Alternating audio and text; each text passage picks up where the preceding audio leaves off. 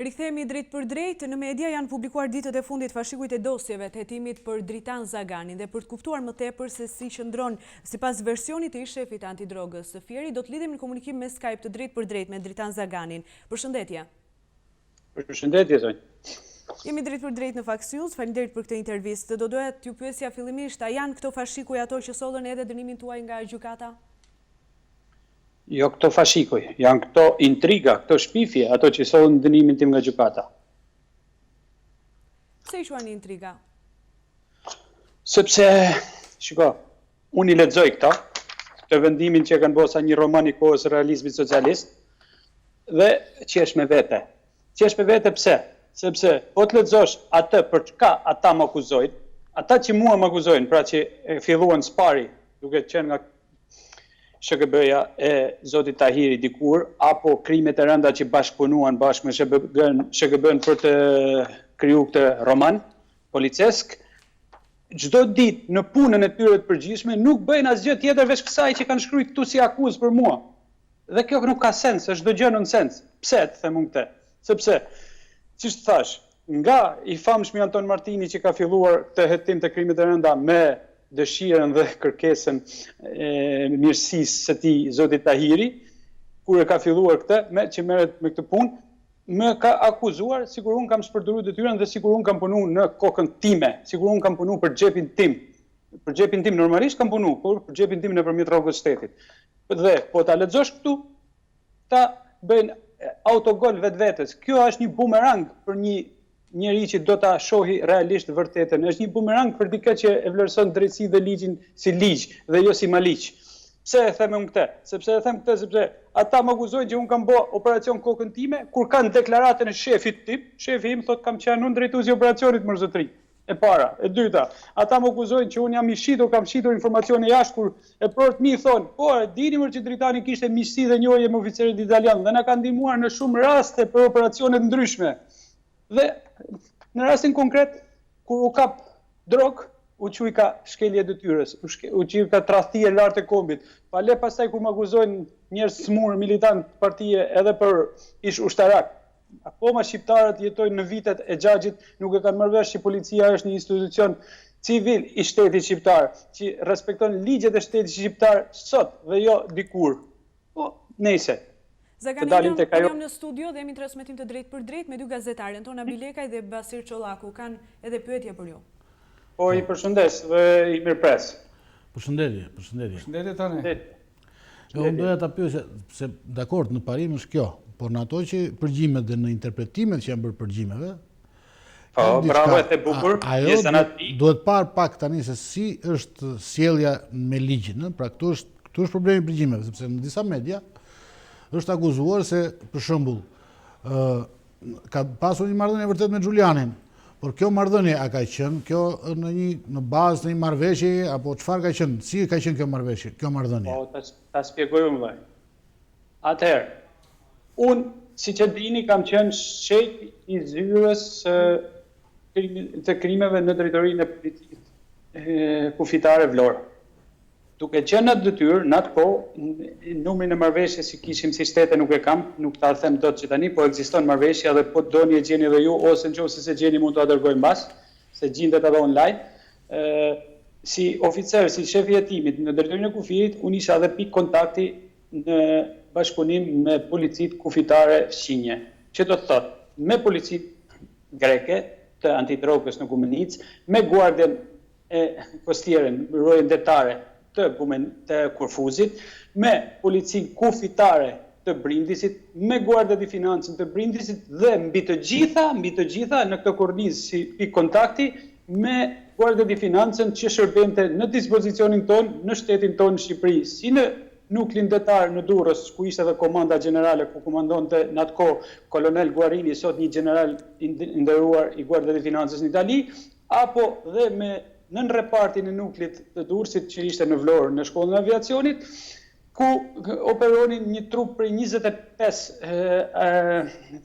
financierësh, që nga komandanti kapitenët Merrall që janë ndruar disa, deri tek pilotët e motovedetave që ishin në shërbimin ton, në dispozicionin ton për të mbrojtur kufit nga shkeljet dhe nga trafiqet e paligjshme. Aty ka lind mbas asaj marrëveshje ka lind dhe njohja dhe shkërbimi reciprok i informacioneve të mia jo si person, si dritan, si shef, si oficer i policisë shtetit, me këta miqt italian të Guardia di Financës. Aty unë kam njohur dhe mikun tim Giuliani, që në atë kohë ishte për 1 vit e 8 muaj, rreth 2 vjet, zëvendës komandant i nuklit për repartin e Vlorës. Dhe ata ishin në shërbimin ton, jo ne në shërbimin e tyre siç e interpretojnë këta, sepse marrëveshjet janë, lexohen dhe kuptohen si duan, jo siç interpretohen. Dhe po ti shohësh dhe përgjimet që janë publiku, po ti analizosh në total, jo si interpretohen, siç u pëlqen, po ti analizosh profesionalisht, ato janë thjesht biseda mes dy shokësh polic, nuk janë as njëra as tjetra, as spionim, as bashkëpunim. Janë thjesht biseda mes dy shokësh që diskutojnë se si punon njëri, si punon tjetri, që i fryhet njëri tjetrit, unë kam këtë rezultat, ti ke këtë rezultat. Ndërsa Enton Martini e quan këtë, kur unë bëj një rezultat, bëj një kapje të bukur që e ndjej veten polic dhe ndjej veten i sakt në punën time dhe unë i them shokut tim, unë kam bërë një goditje sot, kam bërë këtë gjë të bukur kështu, Enton Martini interpreton në këto letra, i raporton thot një shtetasit huaj që s'ka tagrin ti marr vesh të gjëra. Po çfarë problemi ka kur operacioni ka dalë në televizor, unë diskutoj me kolegun tim. Ku qëndron tradhtia, ku qëndron shitja këtu, se unë nuk e kuptoj këtë. Ka disa pika të errta, për shembull, mund të thoni ju, por ideja është ajo, një nga pikat e errta që mund ta pyesni edhe juve, po është për shembull kur ai flet për pakon, që ka dërguar një pako për bashkëpunëtorin tuaj dhe një pako për ju. Të mos më çani kokën, të mos më çash kokën, thoshte. Apo jo? Po, janë transformuar fjalët. Të merren nga konteksti? Po janë nxjerr komplet nga konteksti, të merren përgjimet se ajo bisedë është italisht dhe të përkthehen sakta. Mos përkthehen si qefi Enton Martinit apo Semir Tahirit.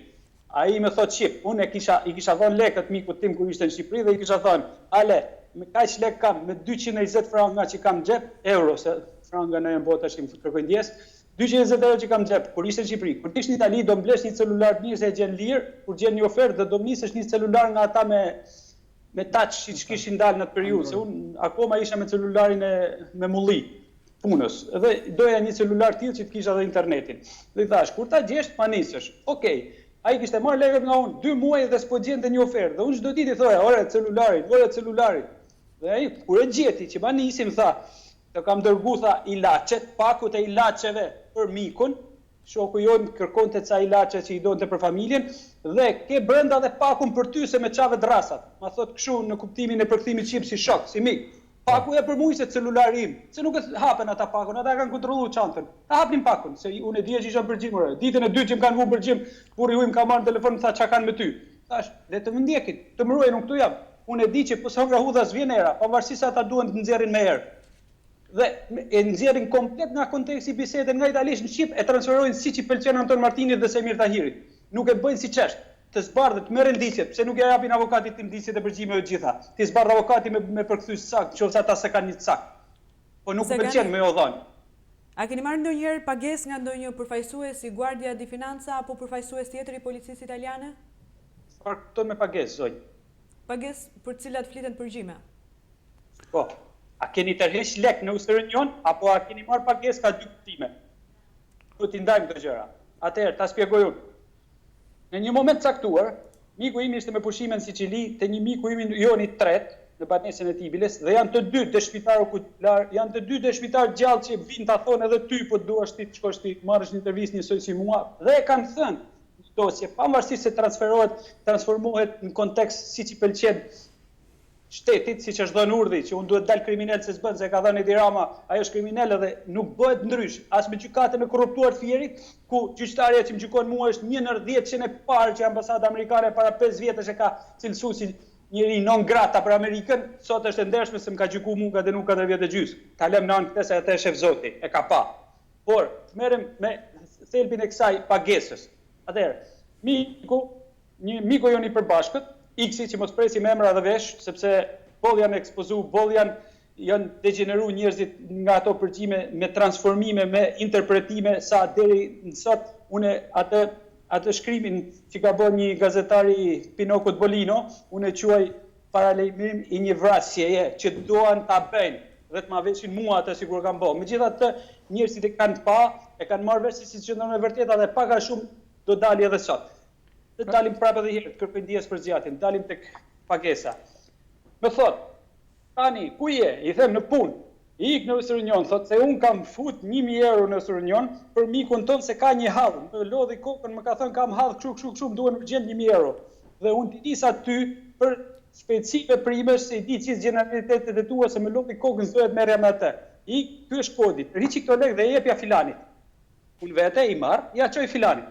Tani për fletën e Pergjimeve zbardhet. Tani, të nisa 1000 euro i ke merrit. Se nuk zbardhet të gjithë biseda, çfarë më tha dhe çfarë i thash mikut tim italian. Unë i thash, Alessandro, ti ke çuar 1 euro në emrin tim? Po tha, e ke bok të gaf, ti e di shumë mirë që unë jam në Pergjim, i thash, dhe dërgon lekë në emrin tim, do që ata thonë që ja u pagua kë? O, më fal thot, ndihesh, e kam bok të gaf. Nuk ndodh më, e kam bom thot. Unë detyrimisht mandej e kish nis lekët, ai vajta i burrë dhe ja thash zotit. Tani, në deklarimet e italianit thuhet që i nisa lekët, i mora këtu, isha me këtë dhe i nisa për atë. Personi që ka marrë lekët në këtë dosje, në këtë fashikull, thot, unë i mora lekët, që mi solli tani që mi kishte dërgu filani. Ata vazhdojnë të thonë që i e paguar. Atë them unë më shumë të është. Zaganin. Edhe telefonate nuk e zbardhin si duhet, edhe të vërtetë nuk e tregojnë si duhet, dhe dëshmitarët i rrëzojnë. Po ta lexosh kështu siç e kanë bërë ata, dhe është siç them unë. Imagjino po të zbardhet siç është e vërteta. Zaganin. Të lutem, nga pothuajse të gjithë jemi abdetuar me mallësinë e dosjes, në ato çfarë ju keni marrë, pra si akuzuar, edhe avokati juaj i mbrojtjes, nga 15 fashikuj që ka pasur prokuroria, në dijenin time nuk ju janë dhënë as gjysma e materialeve që ju duhet të njiheshit zyrtarisht me to. A mendoni se në këto fashikuj të cilët mungojnë për dijenin tuaj dhe të avokatit tuaj, ka materiale të cilat tashmë mirëgullojnë gjithë vendimmarrjen e mëvonshme? Jo, të mirëgullojnë gjithë vendimmarrjen e mëvonshme. Por kanë transformuar si kanë dashur këtë vendim. E kanë transformuar si kanë dashur dhe e kanë interpretuar si duan ata. Sepse, Basir, më fal. Unë e ti jemi miq të vjetër në këtë fashikull në këtë dosje, edhe do flas pak edhe si miq, do ma falin edhe zotërit e stacionit televiziv. Edhe Entonio, si gazetar aty. Ti e di shumë mirë, Basir, që për ata ka rëndësi çfarë duan, jo çfarë është, e vërteta. Sigurisht. E para, e dyta. Ti e di shumë mirë që po të dalin ato të fashikuj, po të dali hetimi, që gjoja doli sot i Tahiri dhe Tundi, tha, unë mora pafajsin, tha Zagani ka gënjy, në kohë që fashik, hetimi nuk ishte për Tahirin, por ishte për Zaganin si mashtrus. Edhe ai vendim nuk ju është vënë ju në dispozicion. Jo nuk është më zhvën, e kam kërku gojarisht kur isha në rreth shtëpia atje, te prokuroria, nuk më është dhënë. E kam kërku me shkresë nëpërmjet avokatit në gjitha instancat deri te prokurori i përgjithshëm dhe nuk na është dhënë. Edhe ai vendim dhe materialet hetimore të bërë për atë vendim. Ju nuk i keni? Në mënyrë absolute nuk i kam, por jam njohur në për ta, faleminderit shtypit dhe një gazetar idealit mirë që quhet Spartak Koka që e kishte marrë pa vula dhe firma dhe më ka nis. Por unë e kam lexuar dhe di çfarë është, por nuk e kam ta përdor si provë gjyq. Ata nuk e japin sepse po ta japin është një provë që rrëzon gjithë këtë. Se janë budallaj ata. Pra, edhe diçka tjetër, ju përmendët gjatë bisedës se është një shenjë vrasje paralajmëruar. Nga konteksti i Pergjimeve të dala, ajo çfarë edhe unë kam parë dhe vendimin që ne kemi në tavolinë, pra është i njëjti, theksohet për një burim konfidencial që ka qenë në bashkëpunimin e punës tuaj, por të cilit më vonë përmendën emër dhe mbiemër familjarët. A është një lloj dekonspirimi që bëhet nga gjykatësi, nga prokurori? Kjo është në vendim, kjo është e shkruar. Jo vetëm kaq, kjo nuk është një dekonspirim, kjo është një veprim kriminal i organizuar nga njerëz me pushtet dhe me shtet që nga Edi Rama e ushtarët e tij me radhë deri te gjyqtarja banale Antelina Zarka. Por kjo duhet marrë çik më në thellësi. Duhet marrë më në thellësi dhe më e zgjeruar Basir, sepse unë e mendoj në këtë formë. Kjo është një vrasje paralajmëruar për të mbyllur shumë gjëra të tjera, për të mbuluar shumë tymnaja që janë shkruar këtu në këtë vendim. Sepse aty ka edhe personazhe të tjerë që ju kanë akuzuar, e dëshmitarët i thonë, dhe emrat të rrugës trafiku, të cilët sot janë të lirë? Basir, edhe ai gazetari, ai Pinoku i Carlo Bolino si i nxjerr si çdo vet atje te ajo media kolegu juaj, edhe ai e ka lexuar të plot të besojnë. Por varet si e interpreton. O shqipja është gjuhë e bukur, por është gjuhë e çuditshme. Se është tjetër ta shkruash, tjetër ta lexosh dhe tjetër ta interpretosh. ata interpretojnë si që vjen për shtat liderit, dhe mirë bëjnë se marrin rrogën. Por ne duhet kuptojmë një diçka, si që thash, në thellësi dhe në kontekst ta marrim në mënyrë kronologjike. Baza e kësaj është që në qoftë se unë dal i pafajshëm, Sajmir Tahiri s'bëhet llaf, po edhe Edi Rama vetë duhet shkojnë në burg. Dhe shumë ushtarë dhe palaço të zhdrejtësisë apo të policisë që e kanë shkel ligjin me 4 kom, jo për Dritan Zaganin, për fenomenin që është trafiku i drogës. Ajo është që duhet mbulohet. Dritan Zagani është i flusk në këtë oqean që nuk gre pesh absolutisht asgjë, pa çka, sepse kam bëj çik zhurmë më shumë se fuqitë e mia nëpërmjet miqve dhe shokëve apo dhe juve. Dhe siç të thash, duhet ta marrim në kontekstin e përgjithshëm si filloi dhe pse filloi. E gjitha nuk filloi pra për një oficer policie të rëndom, filloi për një oficer policie që duhet mbulohesh trafiku i drogës, duhet mbulohesh edhe përdorimi i drogës, se kokaina ishte me destinacion konkret. Është e thellë, ajo nuk do i hyj gjallë. Dhe bëhet sot gjithë ky dekonspirim. Pse bëhet gjithë ky dekonspirim? Jepen me emra, me fakte, me probleme në shtyp, dhe më e bukur është se jepen në shtyp nga ata që i kanë këto dosje. Unë si kam, unë i marr nga shtypi, nga ata, i marr nga shtypi që i nxjerrin ata dhe thonë që Zagani shiti informatorin. Informatori i tha kështu Zaganit. Ai i tha kështu, ai i bani kështu. Ai nuk është informator? Jo, nuk ka qenë në mënyrë absolute. Ata kanë qenë thjesht. Dhe çfarë statusi është ai dëshmitar që përmendet? Të njohur të mi, të njohur personal. Basir, unë sot bisedoj me ty dhe si oficer policie, burim konfidencial mund të quaj dhe ty, mund të quaj dhe familjen time, mund të quaj këdo burim konfidencial dhe ta shkruaj informacionin ku ka vlerë policore.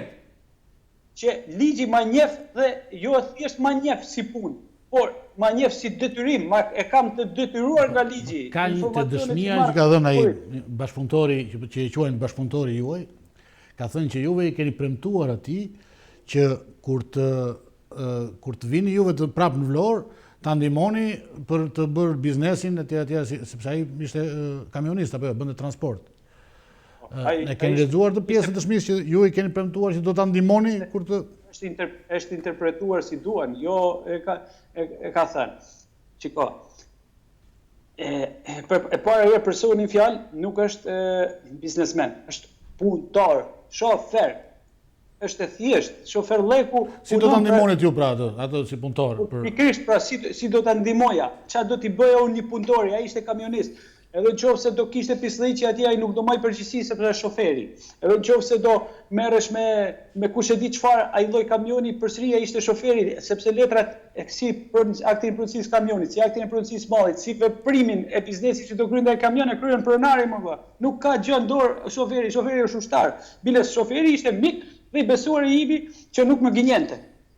Ku qëndron ndihma? Ndihma me të do ishte në këtë sens, që do vinte në Vlorë, policia do i binte në qafë, se e dim se si janë realitetet në Shqipëri. E dim që si funksionon porti, si ka funksionu dhe si funksionon, se mos bëjmë sigurisht në atë kohë shteti si në Amerikë. Shteti shqiptar ishte ky që ishte edhe atëherë, pa çka se atëherë paktën mafia nuk kishte shtetin në dorë. Dhe ndihma ime do vinte, nuk do e gacmonin, nuk do e vononin, nuk do e nëse do ishin dy bileta vetëm për me hyrë në tragjet, ky do e merrte, si ishte miku im. Kjo ishte ndihma. Kjo ishte famozja ndihmë që ata interpretojnë si ndihmë, kush e di çfarë duhet të nënkuptojnë. Se ai po të ishte trafikant, nëse unë kam premtuar me ndihmë, do hynte në burg allaj paktën. E s'ka pas i ditë burg kur i huj, pavarësisht se e kanë akuzuar njësoj me mua. As i ditë burg, kurse unë kam bërë 6 muaj 8 ditë burg i harruar brenda pa fol njëri me mua, mos harrojmë këtë. Se u bë gjithë kjo. Tek dëshmia e tij përsëri, se që të merrem pak me dëshminë, sepse ka disa pika tek dëshmia e bashkëpunëtorit tuaj. Për shembull, ai thotë në një moment që juve keni premtuar se keni ndihmë keni mbështetje nga lart për ta bërë këtë operacion. Dhe pastaj ai ka kuptuar që mbështetja nga lart nuk kishte, po ti e bëje këtë privatisht, sipas dëshmisë që ka dhënë ai. Si është vërtet? Ai shkreti është manipuluar nga Enton Martini dhe çështja është manipuluar nga Enton Martini dhe nga dy bigat e SHGB-s me urdhër Tahirit. Bigat e SHGB-s besoj i dini, mos ju përmend prapë Arben Skendo dhe Zamir Shtylla. Dhe dosja është manipuluar nga ata në këtë mënyrë, saqë kur un kam dalë në rreshpije, e kam taku personin, kam thonë, "Ore, zotëri, ti thon kështu, si qëndron ky muhabet?" E di si më shpërgjigj. Un kam firmuar sa më ka dhënë Antoni dhe Digjoxha ka shkruajtur Antoni aty. E kupton ti? Po tani kjo dëshmi quhet ligjore, kjo shërben në proces, njihet si provë nga gjykata dhe merret vendimi kundër jush pastaj. Si do ta merri, si do ta apeloni ti një vendim si ky me këto dëshmi? Po thuj, çfarë sensi ka ajo që unë kam thënë atij jam i mbrojtur nga lart. Unë jam shteti, jam oficer, jam shef i drogës, çfarë mbrojtje dua nga lart? Unë kam ligjin. Ku është kjo fantazi mbrojtje? Çfarë mbrojtje duhet të kem nga lart për të zbatuar ligjin, për të bërë punën? Po tallemi, është marrë me ngjuar atë mohabet. Unë jam shteti, jam unë vetë, ai lart e poshtë. Jam shefi i antidrogës. Unë kam ligjit shkruar dhe unë di punën. Ajo që thot te konteksti, unë kam vendimin në faqen 23, pikërisht pjesë e dëshmisë ti Burim Gonzal thekson. Mbaj mend që ka folur me drejtorin dhe shefat lart në Tiranë. Fakti që gjëra nga konteksti, vetë dëshmitari në faqen 23, pra edhe ai e kujton që ju keni biseduar me e prorët tuaj, qoftë Hitajn, Hodajn, Asrama. Jo kemi diskutuar. Unë kam është pjesë e dëshmisë. Basir. Po. Erdhi informacioni, duhesh bë puna. Atëherë, si do bësh puna? Ndërkohë që unë isha në Pergjim dhe dija, çdo telefonatë mia e imja i shkote burrit huaj, i shkote trafikantit, duke ditë se si ishte situata, fola me Skënderhitën dhe i thash këtu problemi. Okej, no, lodhemi kot, nuk i kapim dot atë i thash sepse po na ndodh një fenomen i tillë, po ndodh një punë e tillë. Biles edhe zoti Hodaj e ka marrë vesh se ka shku shefi im e prorim Skënderi në zyrë dhe unë kam prit të dera jashtë e zyrës drejtorit kur i tha Dritani ka këtë problem, i shiten informacionet sepse ka telefonin Pergjim. Zoti Hodaj ishte pjesë e ekipit të Pergjimit të SHGB-s për më zënë diku keq me fut në burg, se kanë bërë shumë intriga tjera ata, që po që se do më jep një kohë jo tregoj, është se janë ngrit paktën 5-6 momente kurthe me intriga që unë bia brenda dhe të arrestohesha si i korruptuar. Ka diçka tjetër, do thoja Zagani ka diçka tjetër që unë e kam parë gjatë vendimit, ajo çfarë jepet së paku. Kolegët tuaj, edhe e prorët tuaj, në dëshmi që kanë dhënë, në episode të rëndësishme konfirmojnë edhe komunikimin tuaj për operacionet që janë kryer, edhe drejtimin e operacionit. Për të gjitha dhe pra janë pjesë të dëshmive në vendimin e gjyqit. Si çmoni ju të marra, si janë klasifikuar nga gjykata kur ata konfirmojnë, qoftë Hitaj Asrama, Hodaj, Serfollari, që kishin ndjenjë për operacionin, ndini operacionin. Po gjykata nuk i duhet çfarë thon dëshmitarët, po gjykatës i duhet çfarë urdhë ka dhënë Tirana akoma ti me dëshmitarët. Këta janë ku pyet për dëshmitarët. Janë në vendim këto që po bisedojmë bashkërisht. Po e di mor zotri, e di, po ja na shkalojnë dhe i trajtojnë siç u vjen për marr. Kanë urdhër ata. Adelina Zarka ka urdhër, do i shërbej partisë, nuk bën dot ndryshe. Ka emrin veting ajo. Ç'a thu? Sigurisht, që ata janë nga ato tipa që mos keshin veting fare. Keni pasur edhe 2 prokurorë gjatë hetimit në 5 vjet të procesit. Po ç'a 2, janë 3-4. Megjithatë Anton Martini 5. Janë sa dush ata po, nëse. Po të dalim tek ajo e Skënderit dhe e shefit pra, e gabimit tim, apo që unë kisha mbrojtje nga lart. Masi diskutova me Skënderin, me shefin, më thot, thirrë burimin, mikun ton, pim një kafe dhe t'i ndajmë si po e bëjmë. E thirra dhe shefi im njihet personalisht me miqtë e mi, me burimin tim. Ka pi kafe dhe i ka dhënë detyra konkrete si duhet kryejmë operacionin Skënderi. Dhe ato detyra konkrete që ishin për burimin, do zbatoheshin nga ai dhe ishin për të ndjek nga unë, jo për t'i urdhëruar unë. Unë isha shefi i drogës, i seksionit, kisha shefin e sektorit, i cili mori në dorë situatën kur unë u dorëzova, i thash, nuk i kap dot se më përgjojnë. Dhe ishte ideja shefit tim që tha, atë ditë që do organizojmë shërbimin, ti dhe ky fikni telefona, tha, mos flisni fare me telefona me njëri tjetrin, tha, dhe e godasim. Dhe genialiteti i mendimit Skënderit, shefit tim, prunin ata që i kapëm. Dhe Skënderi ishte ai që e bllokoi rrugën, i pari vet ka dalë, ka bërë arrestimin e personave të drogës. Unë isha nga mas për me bllokue rrugën mos na kthehen mbrapsht. Edhe zoti Hodaj ka qenë në DNI dhe në ndjekje të operacionit, ish drejtori i policisë së qarkut Fier. Jo vetëm në DNI, në ndjekje, nëpërmjet telefonit në zyrë. Dhe sapo janë arrestuar dhe është futur droga në makinën tonë që të shkonim nga Levanin drejtim drejtorisë, Skënderi shefi, ai ishte shefi do bënte ai njoftimin i parë për me marrë dhe meritat, erdha marr zotin Hodaj në telefon i tha drejtor e realizuam, i kapëm tha, me kaq mall 2 persona. U lum tha, bravo, hajdeni. Pastaj aty ka filluar puna ime. Pas kësaj unë kam bërë anën dokumentare me oficerët e mi zyrës, kam përgatit materialin për shpërblimin e informacionit dhe zoti Hodaj ka firmos dhe lekët me lekët e shtetit, se unë nuk punoja me lekët e mia. S'kisha lekas për rrugën time. Shndrojmë pak tek hapa që ju keni ndërmarrë dhe veprimet tuaja. Një nga faktet e tjera që del nga biseda është edhe se ju do të vendosnit përgjues në disa nga makinat e trafikantëve. A ju duhet leje nga prokuroria për këtë veprim dhe a është i palishëm? ky përgjim? Është kryeri. E ke kap mirë pikën. E para herë, siç e tha edhe kush foli aty Basiri apo Entoni, a është kryer një fakt i tillë. Kjo ishte një ide. Dhe kjo ide nuk ka lind nga unë, ka lind nga Ervin Hasrama, oficeri i drejtimit në drejtorinë e përgjithshme të Policisë së Shtetit për drogën, në bashkëpunim me drejtorin Ervin Hodaj. Ata e kishin idenë dhe thanë. Është pjesë e dëshmisë edhe kjo. Po, e kemi në përgjim se fillimisht kur vihet personi para se me shku me kërku në prokurori apo në gjykat lejën e përgjimit, policia ka drejt përgjimin para prak 15 ditor, proaktiv. E kemi në këtë përgjim proaktiv, po duam të sigurojmë më mirë dhe si do veprojmë. Dhe më është dërguar nga Tirana mua në Vlorë për të takuar Sokol Canaj. Sokol Canaj ishte shef i kësaj pune në sektorin operacional drejtorinë e përgjithshme. Dhe kemi vajt në vendin ku do mendohesh që do vendohesin përgjuesit, kamrat, dreqi i birit, çfarë do bënin ata. Unë isha thjesht pikë organizuese për punën që do bënin ata, jo unë. Dhe pasi kemi pa arsyet dhe mundësitë se si do veprojmë, unë prisja që ata do vinë që të kalojmë veprime konkrete në montimin e këtyre gjërave.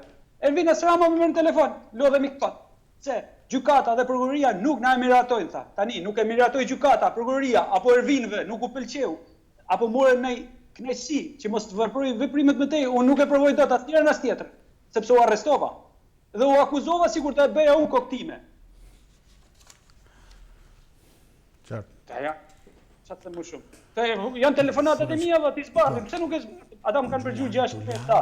Pse nuk zbardhin telefonatat e mia gjitha, ti nxjerrin. T'ja japin diskun e telefonatave të mi avokatit. Pse nuk i merr gjitha komunikimet dhe unë i kam kryer gjitha këto nëpërmjet telefonit punës, Leca Rena Enton Martini. Zaganin, ka dhe diçka tjetër, përveç telefonatave që ju thonë duhet të zbardhat për cilën me që gjykata dhe prokuroria kanë shqyrtuar. Idësisht janë dhe emailët tuaja zyrtare të komunikimeve që keni bërë, edhe me prodhën drejtorinë Fier, por edhe në drejtorinë e përgjithshme të Policisë së Shtetit, materialet e cilat nuk janë përfshirë në këto fashiku që ne kemi në bërduar, po që ju keni hulumtuar, keni pasur. As nga mbrojtja, as nga ju. Po e vërtet. Po ja pra, kjo është ajo pse nuk jepet ai fashikulli që A janë në këto emailë pikërisht, sepse janë gjitha të administruara në atë fashikull. Dhe nuk jepet ai sepse përdoret si provë. Çfarë ka në këto emailë që ju keni komunikuar me prorët tuaj? Nga adresa zyrtare e juaja. Është korrespondenca ditore e punës normale. Është vetëm një shifër 89 emailë mos gaboj, që është në dosje. Plus informacionet në të cilat folëm edhe më përpara që të organizohesh një punë pastër dhe bukur për të kapur ca kriminal që nga drejtoria përgjithshme nga i famshëm Ervin Hasrama mora përgjigjen që nuk e bëjmë dot se nuk dikush e mbron. Në gjykatë ose prokurori nuk e di tha. Pra drejtoria përgjithshme e Policisë së Shtetit thoshte nuk e bëjmë dot se dikush e mbron? Shefi, jo dikush. Inspektor në shërbimin qendror të antidrogës drejtoritë përgjithshme të Tiranës, miku i ngushtë i drejtorit tim direkt Ervin Hodës. Dhe ati kishte vajtur mesazhin që nuk e bëjmë dot, nuk e sulmojmë dot. Tekstualisht shumë. Po juve në fakt e dini se kush e mbronte apo? Unë dija këtë, që ati i venin gjithë përgjimet e mia. Pra ata e mbronin ata që më përgjonin mua. Kush përgjonte mua? Ata që kishte urdhëruar se ai më tahej me Enton Martinin. Kjo është e thjeshtë, formulë. Po ndërkohë ka dhe diçka tjetër nga informacioni që ju keni përcjellë në drejtorinë tuaj të qarkut Fier dhe të Policisë së Shtetit për një subjekt do i thot prokuroria Arben Dalipej, edhe ata që kanë dëshmuar në gjykatë, Hasrama, Selfollari, Hodaj, e kanë konfirmuar që këto materiale janë përcjellë në Tiranë dhe janë referuar prokurorisë për krime të rënda dhe prokuroria në asnjë rast të drejtanishëm nuk konfirmon nëse është pushuar çështja apo është marrë pandehur personi. Por nuk konfirmon as punën që unë kam bërë me ta, jo më këtë që jo. Nuk e konfirmon, s'bëhet fjalë, ta konfirmojmë këtë. Sepse thash, po të konfirmohet që ai është vënë që jam çu informacionet nga ana ime 2 herë sigur, po më duket se kam dhënë edhe një tret me email Ervin Hodës drejtorit. Po janë në emailët tuaja këto informacione. Pikërisht dhe kam bashkëbiseduar me drejtorin dhe i kam thënë tekstualisht këtë, drejtar Zotit Hodaj, kur them drejtori. Unë e kam informacionin dhe e kam shumë të saktë dhe e kam shumë të brendshëm. Dhe unë nuk kam frikë as Arben Dalipin, as gjithë trafikantët e Vlorës apo të Shqipërisë bashkë të marrë këtë përsipër firmën e informacionit, sepse unë e kam zgjedhjen polic, nuk më kanë pru me detyrim dhe nuk e kam frikën te kjo temë. Po ka një problem. Nëse informacioni do të dali, që ky informacion është dalë nga Dritan Zagani, merret vesh se nga ka dalë informacioni te Dritani dhe rrezikohen njerëz. Si do bëj? Më tha, ti vetëm shkruaje, ma nis me email mua se atje poshtë firmos vet. Okej, thashun, kështu e kam informacionin, e kam të luar, e kam të mbrojtur informacionin që nuk më del në bazar. Dhe kur vjen puna, nga që nuk e nxorën dot direkt, se ka thonë Dritan Zagani se nuk e firmosa, e nxorën sot në gazetë. E kupton që është mafia.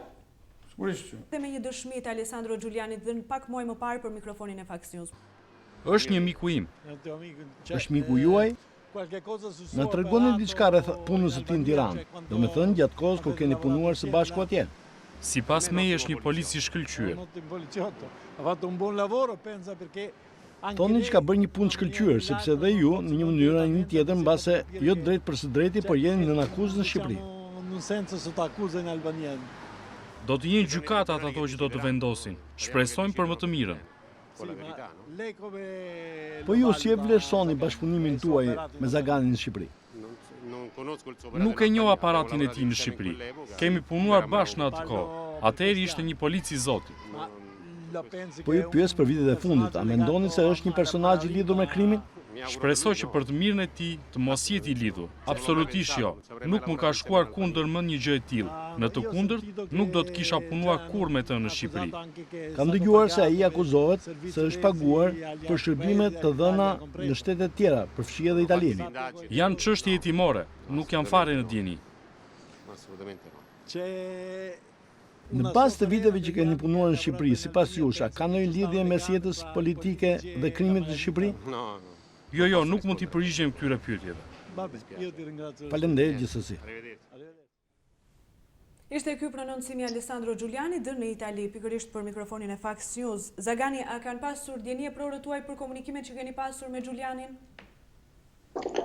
Si që thash më përpara, dikur në një kohë caktuar kur punoja në Vlorë, isha me urdhër të prorë kontakte si me Giulianin si me gjithë kolegët e tjerë. Dërsa pas transferimit tim në Fier, duke mos qenë më në funksionin organik shefi e timit kufirit, nuk e kisha detyrë funksionare ligjore, ama unë kisha lidhjet miqësore deri edhe familjare me ndonjëri nga ata, sepse kur punon për një vite me njerëzit bëhesh edhe mik, bëhesh edhe shok. Dhe kisha komunikime jo zyrtare, i thonë Pse juve kishit të marrëdhënie për shkak dhe nuk e kishte një kolegu juaj me Giulianin? A mund të mendojmë ne që ka një arsye tjetër që ju keni pasur marrëdhënie me Giulianin më të mirë se kolegët tuaj që keni akoma mik sot? Ti ke të drejtë të dyshosh në prizmin e asaj realitetit që prezantohet sot. Dhe është mos e drejt dyshimi, por unë them të provohet ai dyshim. Në të kundërt s'ka pse motivohet. Por gjithatë unë them Zagani, ajo kanë kërkuar e prorët tuaj në Fier që ju aty do të Basir, aty do dilja. Po. Aty do dilja. Këtë do t'i thoja edhe Entonit edhe zonjës për pyetjen që bëri. Kur unë u transferova në Fier, dihesh publikisht kush isha unë. Dhe dihesh publikisht aftësia, nëse mund ta them në thojza, apo miqësia dhe afrimiteti dhe respekti reciprok që kisha unë me palën italiane të Guardia di Finanzës dhe me element veçantë të shërbimit Guardia di Finanzës që kam pas nëpërmjet shërbimit. Giuliani ka qenë thjesht pik i ngushtë sepse Giuliani në shkallën hierarkike të atyre që kam miq e shokun të Guardia di Finanza është më i vogli. Është më i madhi si miki imi personal, po është më i vogli si grad, edhe si unë ka qenë më i vogël si grad. Por është gjithçka për mua është kthy si vlla.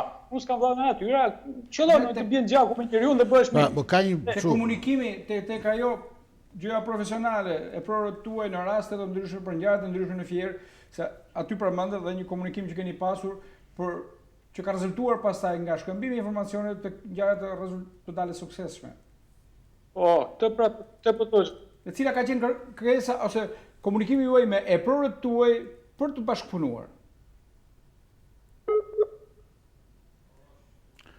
Pali ndërprerje. Do të thosha diçka nga tani që është ndërprerja, që këtu kemi një rast ku zoti Giuliani është një nga bashkëpunëtorët e Zaganit. Dhe pikërisht për Xhulianin është akuza që është ngritur ndaj Zaganit për bashkëpunim me këto shërbimet e huaja pa lejen, pa dijenin e palës shqiptare. Gjatë këtij procesi dhe në marrjen e vendimit, patjetër që duhet përfshihej edhe një mas për Xhulianin. Pra, që ai duhet ishte një person non grata në Shqipëri minimalisht, apo jo? Ai duhet të ketë një inkriminim minimalisht, sepse nuk mund të marrësh një vendim për Zaganin që ka bashkëpunuar me Xhulianin dhe për atë ne nuk kemi asnjë mas non grata.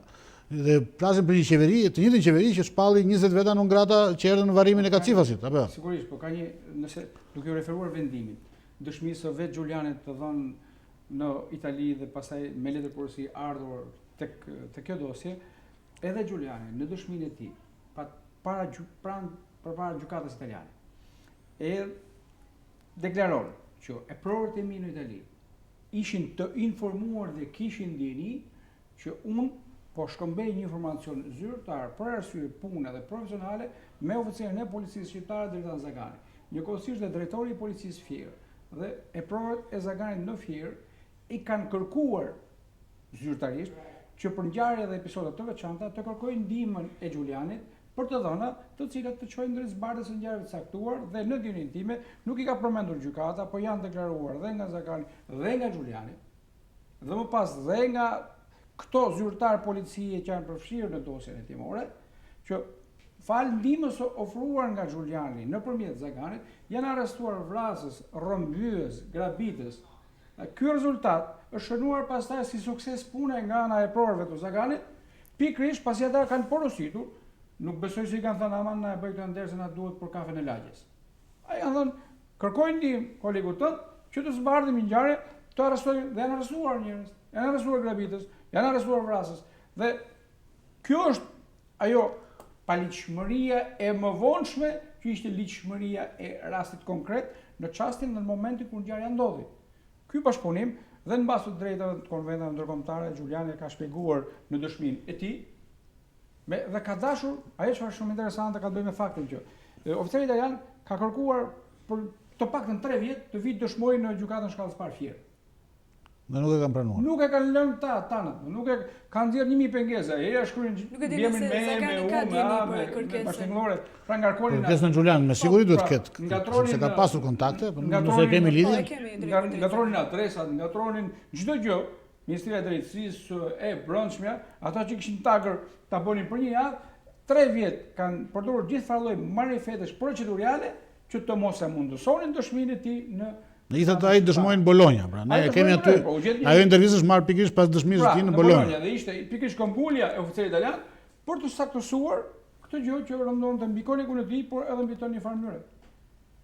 Janë në gjithë këto operacione mund të bëjmë për të folur për faktin që është dënuar Zagani për shkak të këtyre operacione, për shkak të shkëmbimit të informacionit për këto operacione. Jo vetëm për këtë, por një pjesë e dënimit ndjes është edhe operacioni që Zagani përmendën për Levani, ku është sekuestruar 109 kg.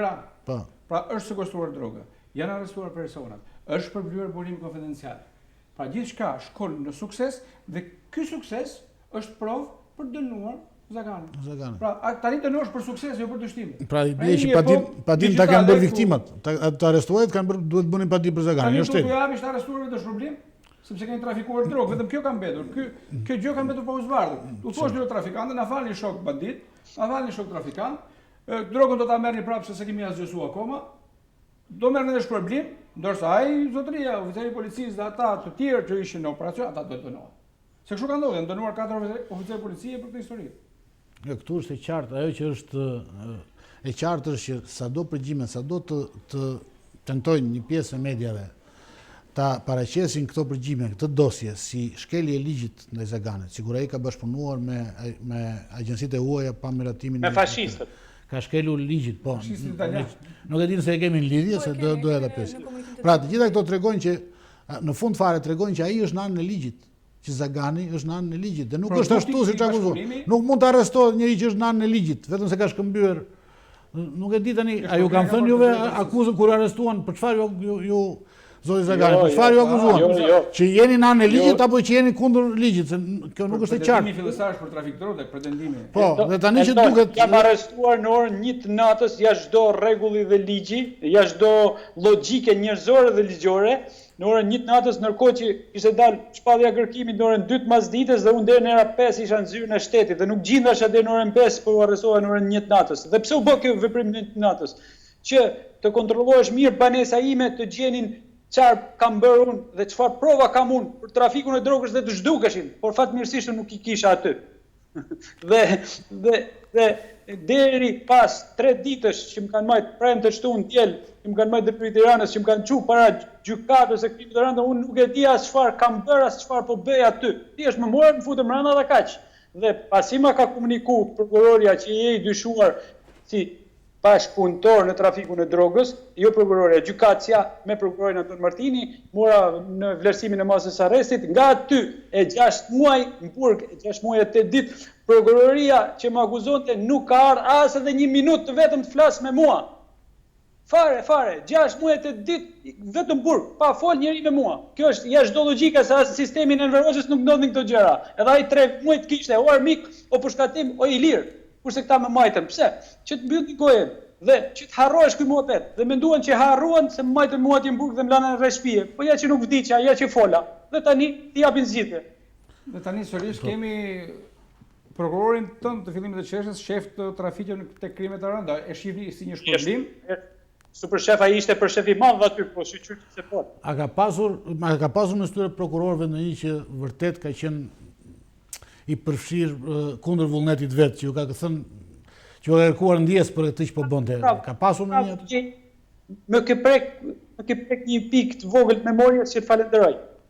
Në sallën e gjyqit, ky palo prokuror Enton Martini më afrohet te kafazi i të dënuarit dhe më thot tekstualisht kështu, dhe Samir Visha ka qenë dëshmitar, përveç 2 policëve që mbanin nga krahët në kafaz, ka qenë Samir Visha avokati. E thot apo se thot është burrnia e tij, le të mos ta thot. Po unë e them.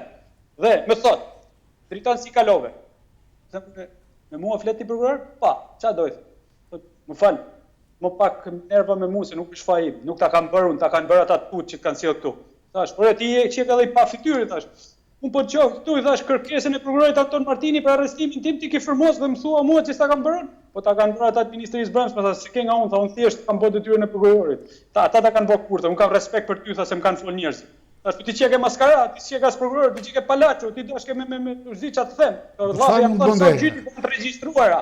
Ti xherrin, ti zbardhin këto që un kam shkel ligjin e kam kërcënuar prokurorin sallë gjyqit. Pse nuk i thot kërkush këto? Dhe dëshmitar tash ka qenë edhe avokati i parë i një farë Sinjorisa. Janë të regjistruar në proces gjyqësor edhe këto biseda? Që gjitha, sepse çdo veprim sallë gjyqit në prokurorinë e krimit të rëndë, në çdo gjykat, por prokuroria e rënda është detyrim ligjor të regjistrohet, detyrohet brenda 5 vjeçar. Zagani, një pyetje tjetër, në këtë moment një pyetje tjetër kam biseduar dhe me avokatin tuaj, dhe ai më ka konfirmuar se pikërisht këto kaseta audio nuk janë dhënë, nuk janë mundsuar as atij që ti marr, siç ligji ja njeh, dhe të punoj për të përgatitur mbrojtjen, por ka dëgjuar me pjesa në sallën. Bravo, Basir, po më fal çik. A vendosi gjykata e krimit të rënda me 14 shkurt të 2015-s që çështja ime të ndahesh nga banda pasi gjyqtari i tha, prokuror, ka lidhje për këtë zotin Pandeun Zagani për trafik droge? S'ka, tha. Prokuror tha, ke vepra penale që mbulojnë nga krimet e rënda për zotin Zagani, jo direkt apo indirekt si bashkëpunim. Ka bashkëpunim me këtë bandë në fjalë? S'ka. Atëherë çështja ndahet vetëm për veprim territorial, tha, për kompetencë territoriale ku mendohet se është kryer vepra dhe kaloi gjykatës Firit. Prokuror tha, urgjentisht transferoj çështjen Firit, tha. Da çështja dhe unë ndava në akuza e trafikut apo bashkëpunimit me bandën. Nga ajo ditë, prokurori Enton Martini janë dashur 6 muaj. Ligji ja njeh për 15 ditë, atje janë 6 muaj të transferoj dosjen në gjykatën dhe prokurorinë e Fierit. Dhe vetëm pasi unë i kam shkruajt letrën nga Zvicra ku jam, jo, e para ka qenë nga Vlora dhe e dyta nga Zvicra, 2 herë i kam shkruajt prokurorit përgjithshëm Adreti Klara që po shkelet ligji nuk transferohet dosja. Vetëm kur ka vajt letrat e Adreti Klara është transferuar dosja në Fier. Pse mande dosjen ai? Që ta pastronte, që ta përpunonte. Dhe jo vetëm kaq, po edhe kur ka ardhur në Fier, më janë dhënë me lexu një 7 fashikuj nga 15 që i kam lexuar vetë personalisht, të 7 fashikujt nuk ishin pranin me mua, pa ishte banda që ai donte të lidhte. Ndërsa fashikujt, ku fletet për mua, përgjimet ku janë përquhur, veprimet që janë kryer, policore apo hetimora 300 vjet që mi thonë atij Enton Martinit, nuk na janë vënë kurrë në dispozicion që të njihemi çfarë akuzohemi. As unë, as avokati, as edhe një herë vetme. Edhe diçka tjetër Zaganin, doja t'ju pyes, nga ajo çfarë kanë sekuestruar në banesën tuaj, mes natën e ndalimit do të thoya, çfarë ka qenë, çfarë është kthyer dhe çfarë nuk është kthyer? Më kanë marrë çdo gjë elektronike, duke menduar se janë pak të trash në profesion ata që erdhën atë natë. Çdo gjë elektronike, që nga kompjutrat prishur dhe të punës të fëmijëve, unë kam 3 fëmijë, dhe kalamajt e mi kishin 2 kompjutra, një që punonte, një që lozni. Dhe çdo telefon celular historik që ishte në shtëpi, apo përdorim apo pa përdorim, kanë sekuestruar celularin e nusës, time, unë as si burri saj nuk e kam hap ndonjëherë me ja lexuar çka ka, jo që s'ka pas materiale apo punë. E kanë sekuestruar. Dhe një listë të gjerë pa fund që nga aparati fotografik i familjes, kartat e memorjes familjes, fotografitë, kujtimet familjare, filmimet familjare, çdo gjë që ka pas elektronike, memorje elektronike dhe aparate elektronike shtëpi janë sekuestruar dhe akoma sot kësaj dite, se këto fund lexuar që ti kthehet, nuk e di mas ku janë. As unë as avokati. Doja të bëja edhe një pyetje unë. Zoti Zaganin, juve do të apeloni këtë vendim të gjykatës? Çfarë do bëni me këtë vendim?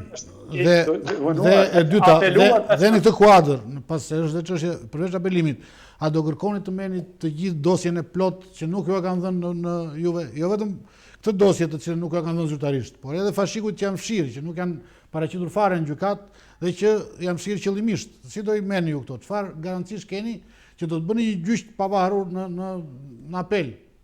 Nuk kam asnjë garanci që do bëj drejtësi. Nuk po them më tepër. Po për mbledhjen e gjykatës kombëtare, mund ta çoni diçka, duhet të ketë një zgjidhje.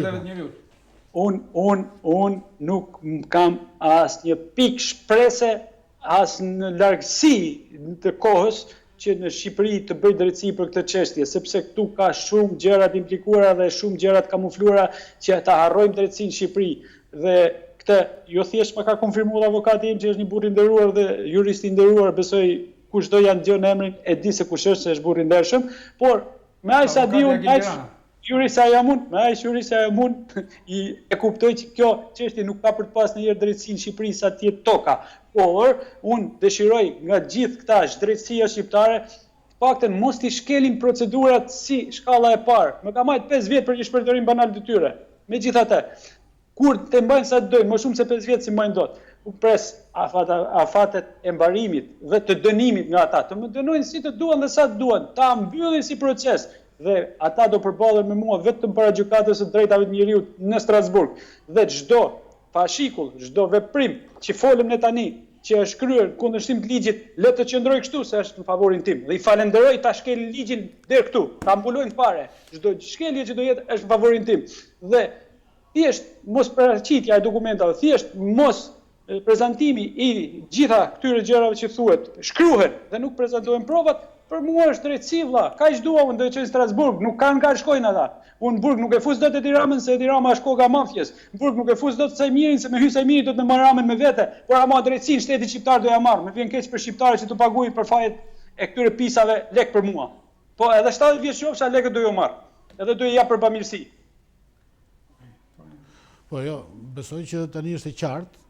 Se kemi të bëjmë me një situatë të tillë, me një njeri që është në emigrim për shkak se zbatoi ligjin. Pra është një njeri i cili vuan hakmarrjen e bandave kriminale, hakmarrjen e trafikantëve të drogës. Ta theksosh. Bandave kriminale në lidhura me politikën, apo të sektit rilindje, mos ta ngatrojmë majtë të djathtë sepse Shqipëria ka majtë të djathtë. Nuk mbaron këtu. Këta pasi e dënojnë, këta dhe përflasin. Këta kanë filluar në propagandën mediatike që ky ka shkelur ligjin duke bashkëpunuar me Guardia di Financën e të tjerë. Duhet të ndërhyjë këtu. Ti e kupton çfarë është kjo përfolja? Unë e kuptoj nga zanati dhe nga halli. Kjo përfolja nuk është asgjë më shumë se sa një vrasje e paralajmëruar, miku im. Vrasje e paralajmëruar e dëshmitarëve, në rastin konkret e atij personi që i del emrin në shtyp, se mund ka dalë ka 5 vjet si kriminal, si trafikant, si dresh, si bir, nuk më bëjnë më përshtypje, as më nxejnë, as më ftojnë. por ata duan që të vritet personi, se di shumë që është provë gjallë dhe jo vetëm të vritet personi, por të më vishit mua, e shiti Zagani. E ke pa që thonë kolegët e tu në përshtyp sotëre. Zagani ka shiti për pozicionin. E vetë me gjë që nuk mund të akuzojnë në sot, është që ju keni shitur dëshmitarin, sepse ka gjithë këto vite që ju me dëshmitarin nuk e keni nxjerrë, dhe dëshmitari del pikërisht në këto media, në mediat që ju akuzojnë juve. Je specialist dhe njëri me shkollë, me kulturë, me edukat, dhe i di se si funksionojnë gjërat, po hajde thuje o deleve u ka thënë partia ashtu dhe ashtu është. Ne shpresojmë që jetojmë në Shqipëri. Dhe kjo nxjerrja e dëshmitarit është një akuzë më vete që duhet ngritur në këto, sepse dekonspirimi i dëshmitarit është shumë i bashkëpunëtorit. Edhe kolegat që kanë dëshmuar ndryshe në gjykat janë në pozicione deklarimeve të rreme. Pikërisht.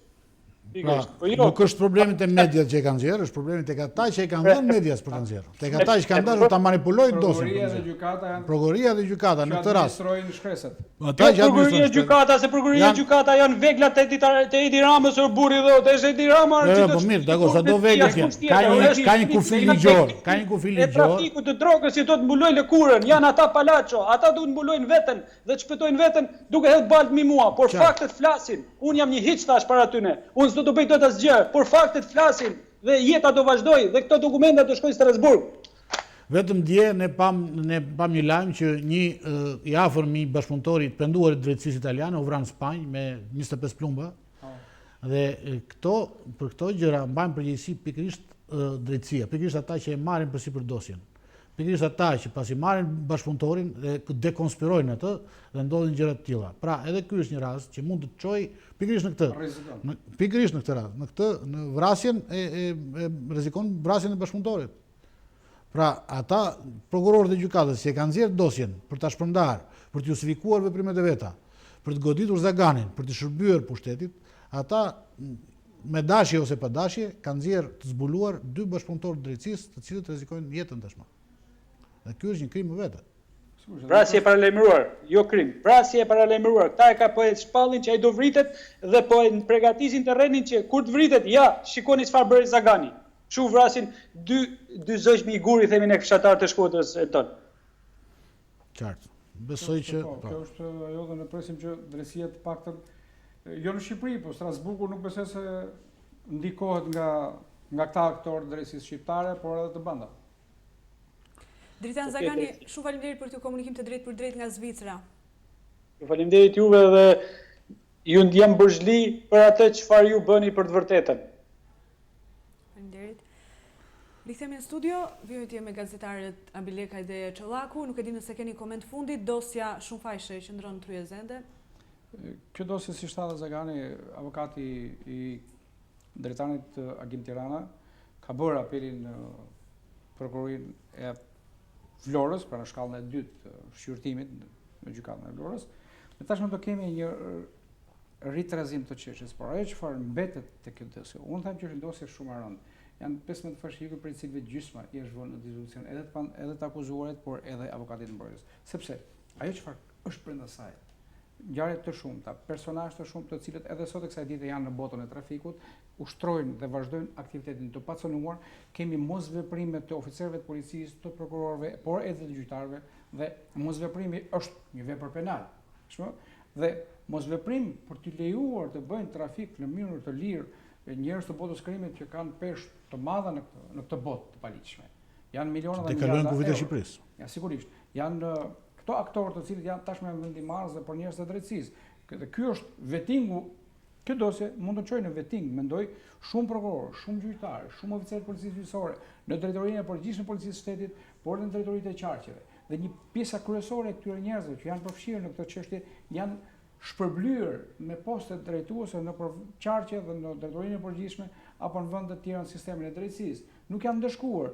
Nëse skanohet drejtësia, nëse dikur këto teoritë të cilat unë nuk besoj SPAK, BKH dhe telenovelat të tjera merren seriozisht, le ta marrin këta zotërinë të zonave të SPAK-ut nesër kur ky institucion të ngrihet, të ndërtohet, të bëhet dhe ta kenë seriozisht. Ta marrin këtë dosje nga fillimi deri në fund dhe të shohin kush janë njerëzit të cilët e kanë shkelur me këmbë dosjen, çështjen, akuzën, ka veprime të tjera të pahetuara, le të hetohen.